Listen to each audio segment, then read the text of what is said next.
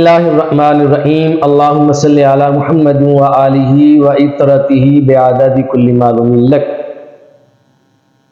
سوال یہ ہے کہ جو حاجی حج کرنے کے لیے جاتا ہے تو کیا حاجی کے لیے کسی سے حج کی اجازت لینا بھی ضروری ہے؟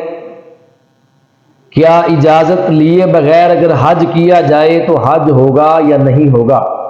اگر اجازت لینا ضروری ہے تو کس سے اجازت لی جائے؟ تو یہ بات ذہن نشین رکھنی چاہیے کہ حاجی کے لیے بعض اوقات حج کی اجازت لینا واجب ہوتا ہے۔ اگر وہ بغیر اجازت کے حج کرے تو اس کا حج پہ جانا مکروہ عمل ہے۔ اب اجازت کن سے لینی ہے؟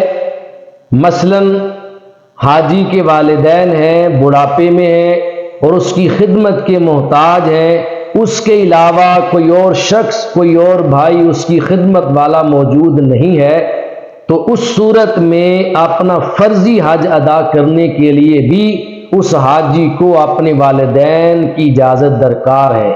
والدین کی اجازت کے بغیر حج پہ جانا اس کے لیے مکروہ عمل ہے۔ والدین کی اجازت لے کر پھر حج پہ جائے۔ اور اگر وہ نفلی حج کرنا چاہتا ہے، اس پر حج فرض نہیں ہے، تو نفلی حج کے لیے اگر والدین اس کی خدمت کے محتاج ہیں، اس کی خدمت کا تقاضا کرتے ہیں، تو پھر نفلی حج کرنے سے اپنی والدین کی خدمت کرنا اور والدین کے پاس رہنا، یہ نفلی حج کرنے سے کئی گنا اعلیٰ ہے اور زیادہ درجہ رکھتا ہے۔